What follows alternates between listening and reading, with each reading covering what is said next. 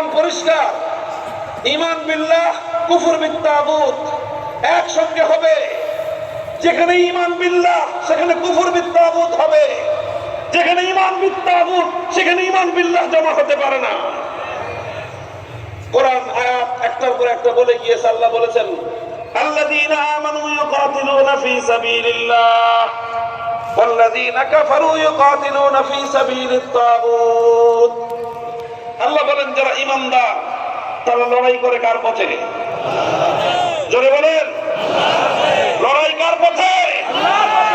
আল্লাহর পথে। আল্লাহর নামে লড়াই হবে, সংগ্রাম হবে, যুদ্ধ হবে। প্রয়োজনে আল্লাহর দ্বীনকে জিন্দা করার জন্য যা করতে হয় আল্লাহর উপর ঈমানদাররা তাই করতে হবে।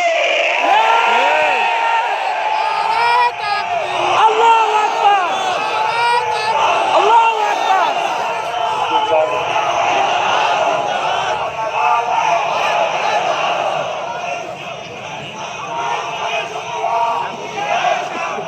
মুহতারাম হাজিরিন, তাহলে যারা ঈমানদার তারা লড়াই করে কার পথে? আল্লাহর পথে, আল্লাহর পথে। ওয়াল্লাযীনা কাফারু ইউকাতিলুনা ফী সাবিলিত তাগুত। যারা বেঈমান তারা লড়াই করে তাগুতের পথে। আপনি কি যদি তাওহীদ বুঝতে হয় তাই তাগুত এটাকে বুঝতে হবে। কোরআনে পাকের মধ্যে অসংখ্য জায়গায় তাগুত শব্দের প্রয়োগ রয়েছে। তাগুত কাকে বলা হয়? কাদিমান ওয়া হাদিসান, ইসলামের প্রথম যুগ থেকে নিয়ে আজ পর্যন্ত যারাই কোরআন নিয়ে আলোচনা